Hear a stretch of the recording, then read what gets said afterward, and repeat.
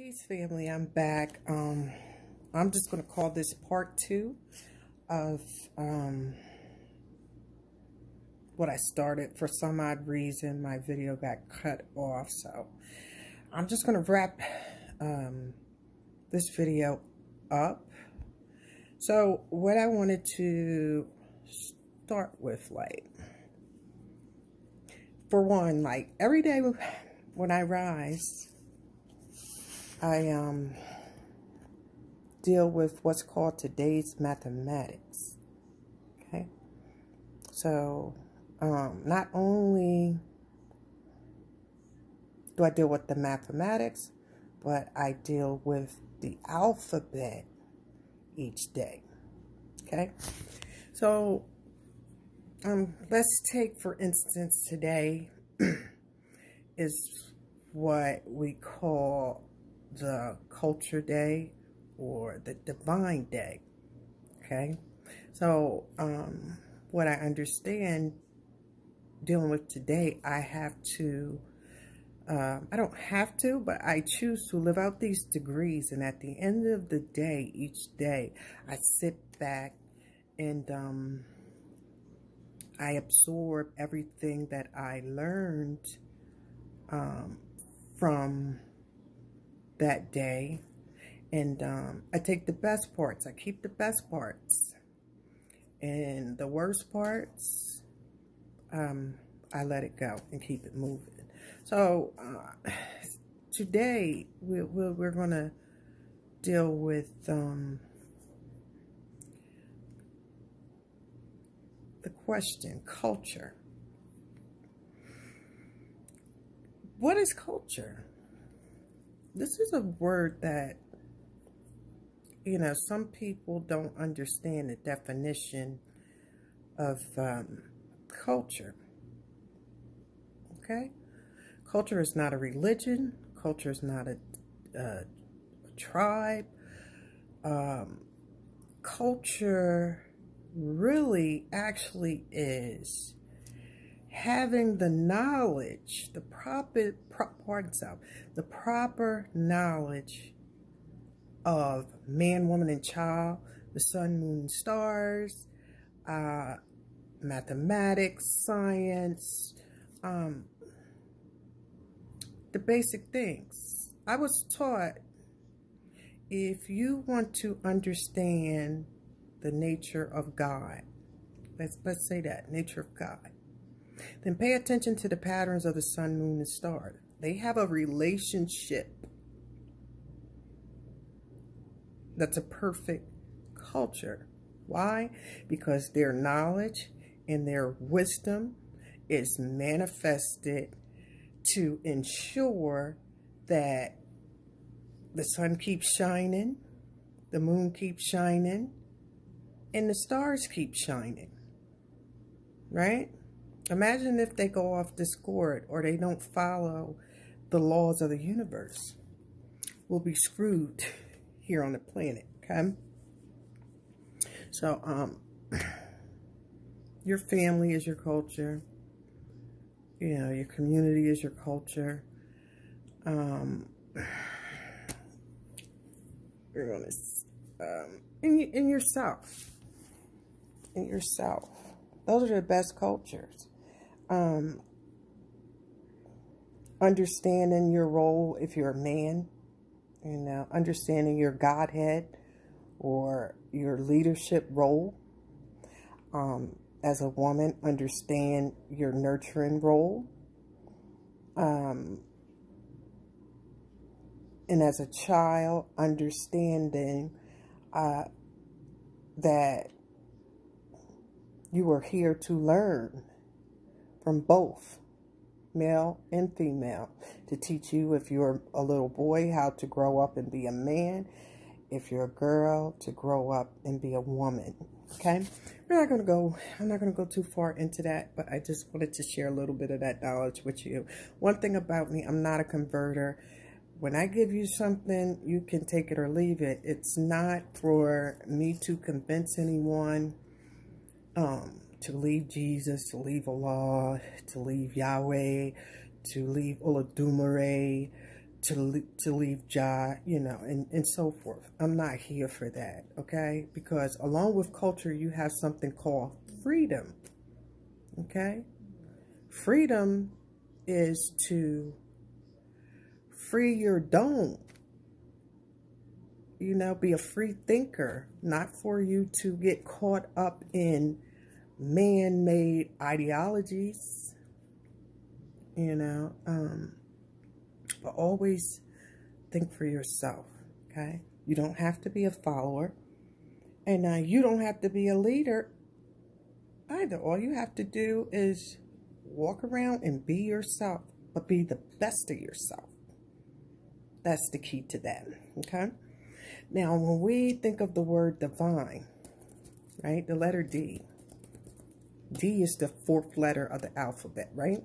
So what do you think about when you hear the word divine? Divine is knowledge and wisdom being manifested in truth, so that when your message is put out there, people understands your message. So, someone says, oh, his words or her words were so divine.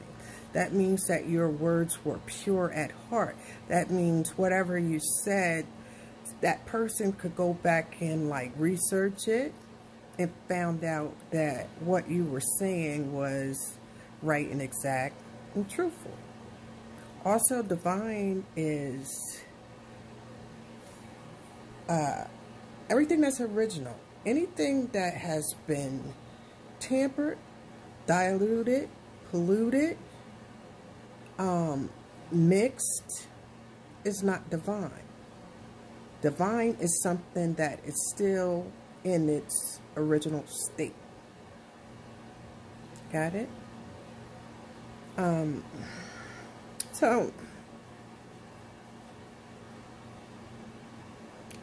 So when you're dealing with divine, just they have.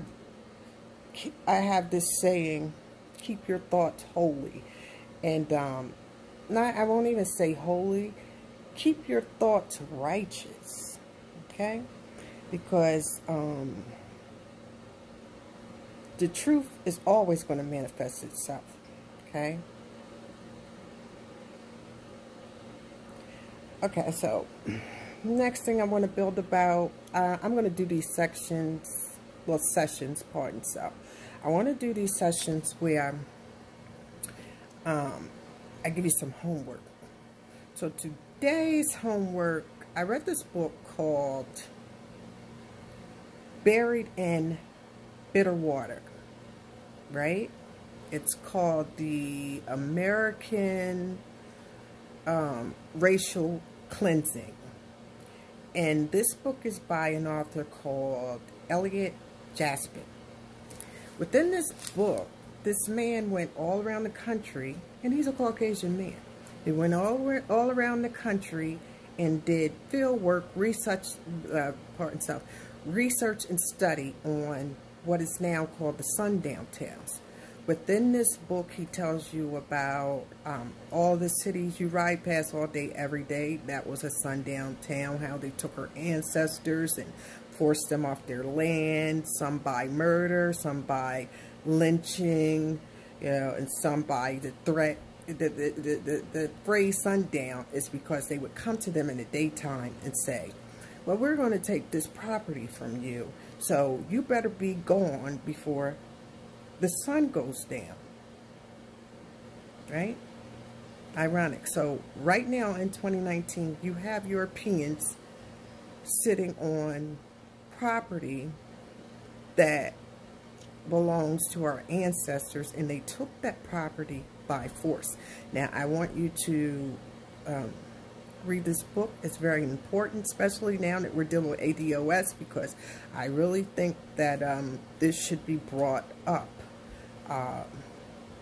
with our claims, towards reparations. I really think, you know, NAACP actually knew about this and kind of swept it under the rug. So there's still more research that needs to be done on this said topic.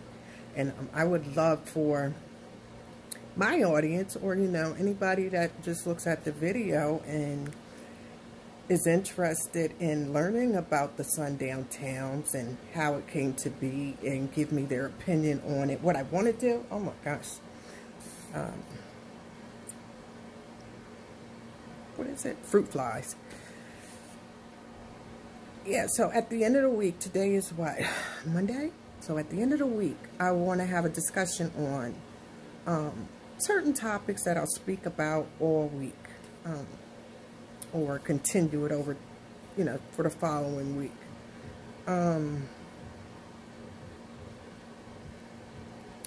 That's what my homework, or, you know, study lesson for the week consists of. So, with that being said, I'm getting ready to take it down. Shower, get some rest. Like I said, I had a long 2 days now dealing with my father and all this stuff. But you guys can thank my granddaughter, Aquaria, because she said to me, Mama, a promise is a promise. You have to keep your promise. And I was like, you know what? She's right. Because we have this saying, haven't you heard, your word shall be your bond. Okay? I like to keep my word.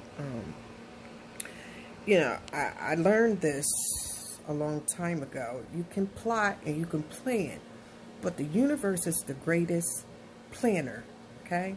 I had all these plans Saturday, right? But when I woke up to my father being in ICU. So I just wanted to make this video. It's a little refreshing for me. I try to keep my mind in a positive frequency. You know, like the saying goes, if I look like how or what I've been through, it would be terrible, you know. So I'm thankful.